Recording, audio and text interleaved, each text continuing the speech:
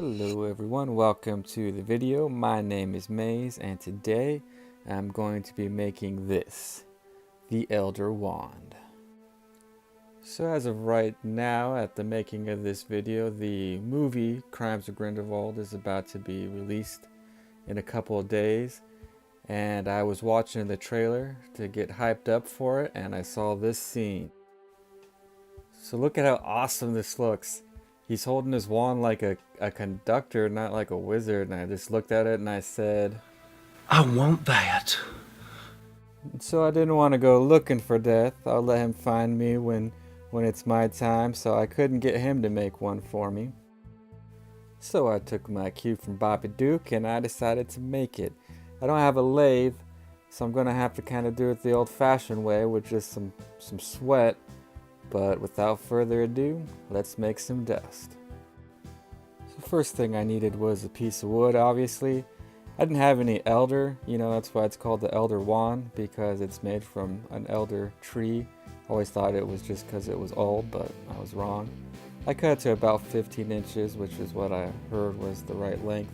And there I'm measuring the thickness of it, using that as my guide so I could cut this to be a perfect square.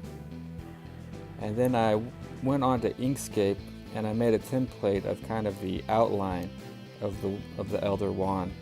And so I'm gluing that to the top and to the side right here. It was longer than a piece of paper, so I had to use 2 pieces of paper, obviously. And then I went to the scroll saw and I cut the top one off first.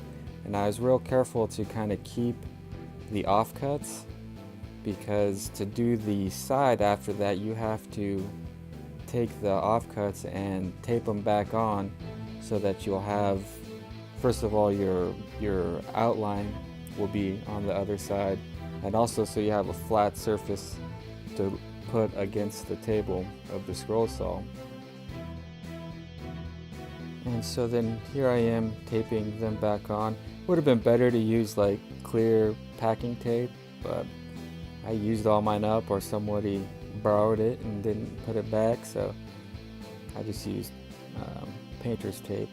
And you can see I'm kind of missing one of the pieces. I couldn't find it, so you could get away with not having all of them, but ideally you want all of them.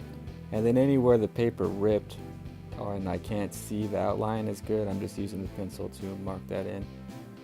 And so then I'm going to go back to the scroll saw, and I'll have the flat bottom on one side and then I'll have the imprint on the other. And here's what it looks like. The basic shape doesn't have to be perfect. I think it looks better if the little bulbs or whatever aren't exactly symmetrical. It looks more like a real tree, but obviously it's square, right? It needs to be round. And so I got a file and I just spent a long time filing it.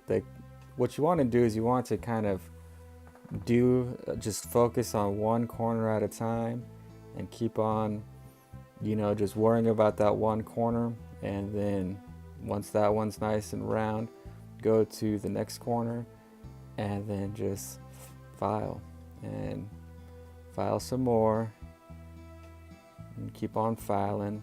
And then right here my hand's getting tired, and then I learned that if you use a clamp and you clamp it to the bench, it's a lot easier.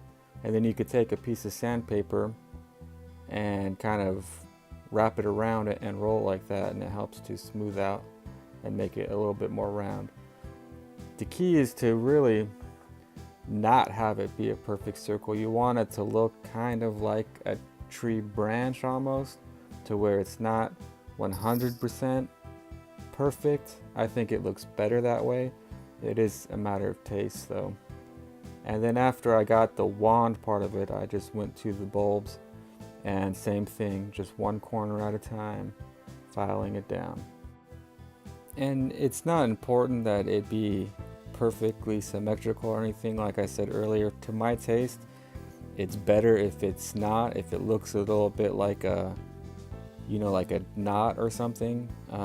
It's supposed to be elderberry clusters. The handle, the end of it is a little bit different, so you want to make that part look as good as you can at least.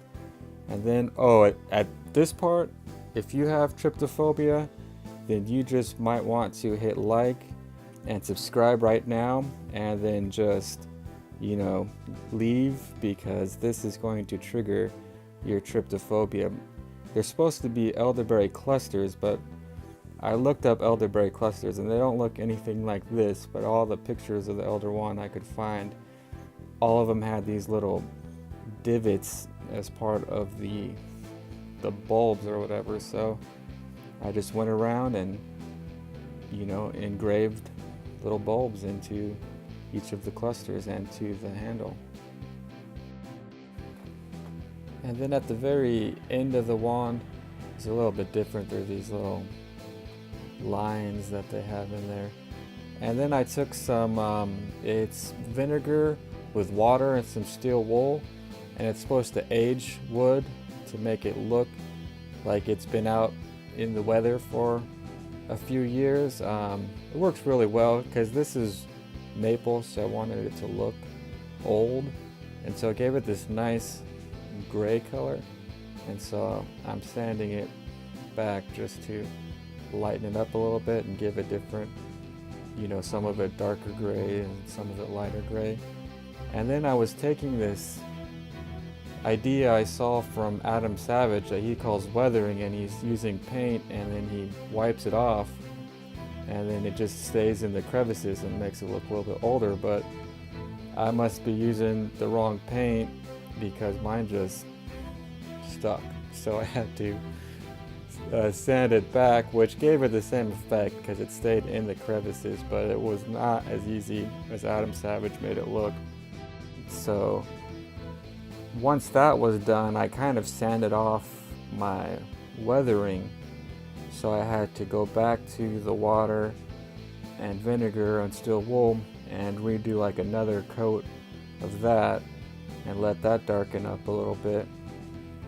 And then I sprayed it with some polyurethane just to protect it a little bit and seal it.